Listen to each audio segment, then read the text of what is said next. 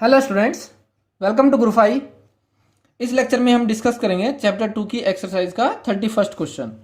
First part, two large conducting spheres carrying charges Q1 and Q2 are brought close to each other is the magnitude of electrostatic force between them exactly given by Q1 Q2 upon 4 pi epsilon naught r square या फिर K Q1 Q2 upon r square. Coulomb law होता है ये। Where r is the distance between their centres. तो ये बताना है कि अगर उन दोनों स्फेयर्स को पास में ले आए सो जो उनके बीच में फोर्स लगेगा वो ये होगा कि नहीं होगा। सो जब दो स्फेयर हम पास में लेकर आएंगे ऐसे, सो पहले अगर ये दूर दूर है सो इन पे जो चार्ज का डिस्ट्रीब्यूशन होगा वो कैसा होगा, यूनिफॉर्म। लेकिन हम जब पास पास ले आएंगे तो इनमें जो चार्ज का डिस्ट्रीब्यूशन होगा वो यूनिफॉर्म नहीं होगा। सो अगर ये दोनों चार्ज सेम सेंस के हैं, मतलब प्लस प्लस या फिर माइनस माइनस, तो चार्ज इधर होगा। और अगर अपोजिट सेंस के है तो ज्यादा चार्ज होगा आमने सामने वाली सरफेस पर। सो सपोज ये दोनों हमने सिमिलर सेंस के ले लिया, पॉजिटिव पॉजिटिव, तो इधर चार्ज ज्यादा होगा बजाय इधर के।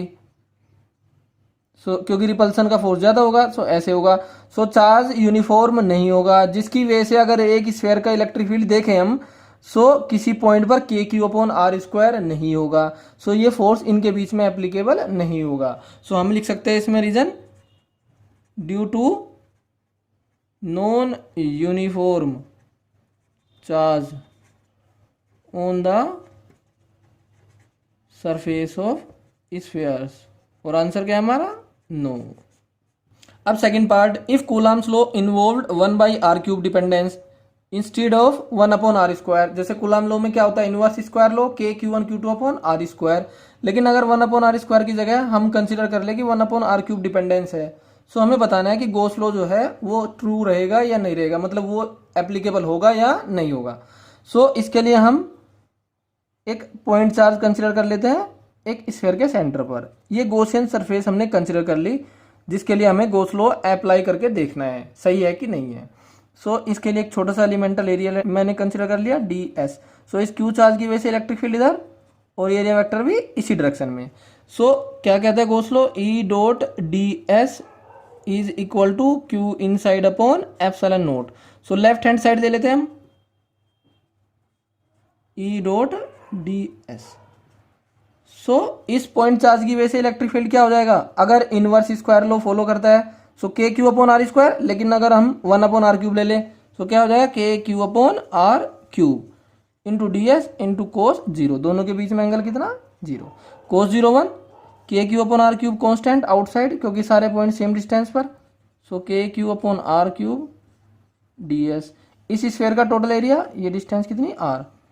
कितना हो जाएगा, K Q upon r³ 4 pi r square. K की value 1 upon 4 pi epsilon naught, Q upon r³ 4 pi r square. 4 pi से 4 पाई कैंसिल, r³ से आर स्क्वायर पूरा कैंसिल। कितना बचेगा, Q r upon epsilon naught into r. ये बच जाएगा। तो ये किस पे डिपेंड करता है, r पर। लेकिन हमें राइट साइड में क्या पता चलता है कि चार्ज अपॉन एप्सिलॉन नॉट होना चाहिए, क्योंकि इसके अंदर चार्ज क्या है, q। लेकिन लेफ्ट हैंड साइड से तो r पे डिपेंडेंस आ रहा है, ये एप्लीकेबल नहीं होगा। Not applicable. Part, A small test charge is released at rest at a point in an electrostatic field configuration. Will it travel along the field line passing through that point. जो उसके motion की direction होगी वो कौन सी होगी, velocity की direction. लेकिन जो फोर्स लगेगा वो लगेगा इलेक्ट्रिक फील्ड के अलोंग, मतलब जो एक्सेलरेशन होगा पार्टिकल का, चार्ज पार्टिकल का, वो इलेक्ट्रिक फील्ड के along. That means along the direction of electric field line. Suppose ये इलेक्ट्रिक फील्ड लाइन है, इस पॉइंट पर जो इलेक्ट्रिक फील्ड की डायरेक्शन होगी टेंजेंशियल, फोर्स लगेगा इस डायरेक्शन में, एक्सेलरेशन भी इस डायरेक्शन में होगा। लेकिन जरूरी थोड़ी है कि वेलोसिटी भी एक्सेलरेशन के अलोंग हो। वेलोसिटी एक्सेलरेशन की डायरेक्शन के बजाय किसी और डायरेक्शन में भी हो सकती है। ये जरूरी नहीं है कि जो पार्टिकल है, चार्ज पार्टिकल, वो इलेक्ट्रिक फील्ड लाइन के अलोंग मूव करे। लेकिन अगर electric field line straight line है, सपोज यूनिफॉर्म इलेक्ट्रिक फील्ड ले लिया हमने ये, अगर इनिशियल वेलोसिटी इस डायरेक्शन में है चार्ज पार्टिकल पे फोर्स भी इसी डायरेक्शन में लेगा, एक्सेलरेशन भी इसी डायरेक्शन में, तो वेलोसिटी भी इसी डायरेक्शन में रहेगी। अगर इलेक्ट्रिक फील्ड यूनिफॉर्म है या इलेक्ट्रिक फील्ड लाइन लीनियर है, चार्ज पार्टिकल फील्ड लाइन के अलोंग मूव करेगा, अदरवाइज मूव नहीं करेगा फील्ड लाइन के अलोंग। Not necessary. तो हम ये लिख सकते हैं, पॉसिबल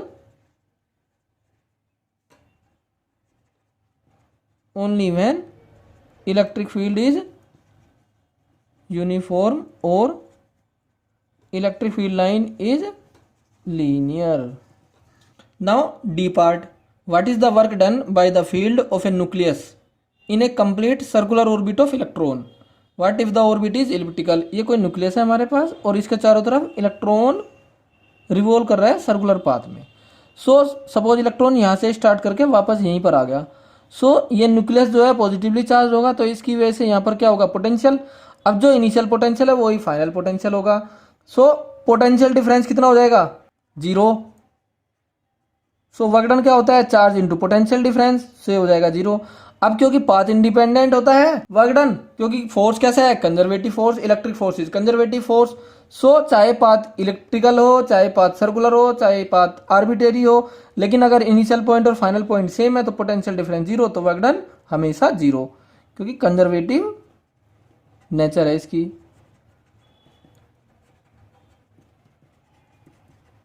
सो कैसा होगा, पाथ इंडिपेंडेंट, तो वर्क डन हमेशा कैसा रहेगा, 0, अगर इनिशियल पॉइंट और फाइनल पॉइंट क्या है चार्ज पार्टिकल के, सेम. अब ये part, we know that the electric field is discontinuous across the surface of a charge conductor. Is electric potential also discontinuous there. Electric field जो होता है वो डिसकंटिन्यूअस होता है. सपोज ये कोई चार्ज सरफेस है, कंडक्टिंग सरफेस.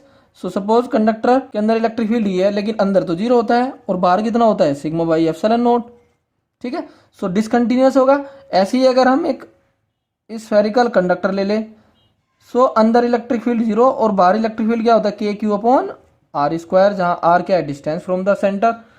लेकिन जो पोटेंशियल होता है वो सेंटर से लेकर सरफेस तक क्या होता है, कांस्टेंट, और बाहर डिक्रीज होता है. जैसे हम ग्राफ ड्रॉ कर लेते हैं इलेक्ट्रिक फील्ड का और पोटेंशियल का. इधर पोटेंशियल ले लेता हूं और इधर electric field. So electric field क्या होता है, सेंटर से लेकर सरफेस तक 0, फिर सरफेस पर कुछ वैल्यू हो जाती है, फिर उसके बाद ये डिक्रीज होता है 1 अपॉन आर स्क्वायर के प्रोपोर्शनल. लेकिन अगर पोटेंशियल की बात करें, पोटेंशियल सेंटर से लेकर सरफेस तक कांस्टेंट, फिर उसके बाद डिक्रीज होता है. इसमें कहीं डिसकंटिन्यूटी है, नहीं. यहाँ पर डिसकंटिन्यूटी है लेकिन यहाँ पर नहीं है. Now F part, what meaning would you give to the capacitance of a single conductor. तो अगर हमारे पास एक सिंगल कंडक्टर है, सपोज ये आइसोलेटेड स्फीयर है और इस पे चार्ज है Q, यह है स्फीयर A और इस पे चार्ज है Q. सो इसकी कैपेसिटेंस क्या होती है, Q अपॉन V.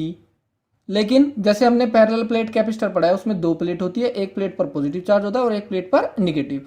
सो उसकी कैपेसिटेंस क्या होती है, Q अपॉन पॉजिटिव प्लेट का पोटेंशियल माइनस निगेटिव प्लेट का पोटेंशियल. अब यहाँ पर तो एक ही स्फीयर है, सो दूसरा स्फीयर होता है इसके लिए इनफाइनाइट पर, या दूसरा टर्मिनल होता है इनफाइनाइट पर, या दूसरी प्लेट होती है इनफाइनाइट पर. सो इनफाइनाइट का पोटेंशियल कितना होता है, 0. सो यहाँ पर हो जाएगा Q अपॉन स्फीयर A का पोटेंशियल माइनस इन्फिनिटी का पोटेंशियल, और इनफाइनाइट का पोटेंशियल 0. तो ये होता है कैपेसिटेंस आइसोलेटेड स्फीयर का. सो जिसके लिए दूसरा टर्मिनल का होता है इनफाइनाइट पर. सो इसका मतलब ये है कि सिंगल कंडक्टर ही है, लेकिन 2 कंडक्टर के लिए कैपेसिटेंस होगी तो दूसरा कंडक्टर कहाँ होगा, इनफाइनाइट पर, इस आइसोलेटेड स्फीयर के लिए. So its capacitance is due to the potential difference between 2 conductors whose second conductor is at infinity. अब आ जाते हैं जी पार्ट पे. Guess a possible reason why water has a much greater dielectric constant 80 than say mica. Mica के लिए कितना होता है डायलैक्ट्रिक कांस्टेंट, 6, तो उसके लिए कम होता है, वाटर के लिए ज्यादा होता है. क्यों? सो इसका सीधा सीधा रीजन हम लिख सकते हैं, due to higher dipole moment of water than mica. Actually जो इसका डेरिवेशन होता है, एक फॉर्मूला होता है, जो डाइलेक्ट्रिक मोमेंट पर यूनिट वॉल्यूम होता है जो डेवलप हो जाता है किसी मटेरियल के अंदर, ये आता है K-1 एप्सिलॉन नॉट E. ये क्या है, डाइपोल मोमेंट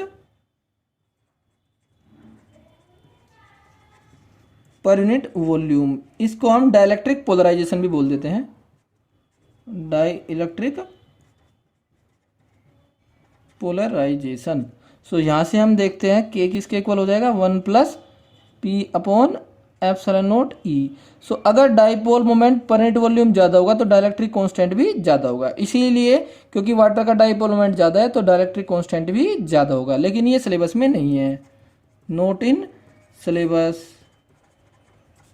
सो हमें केवल डायरेक्ट ये लिख देना है कि डाइपोल मोमेंट वाटर का ज़्यादा होता है इसलिए डाइलेक्ट्रिक कांस्टेंट ज़्यादा होता है।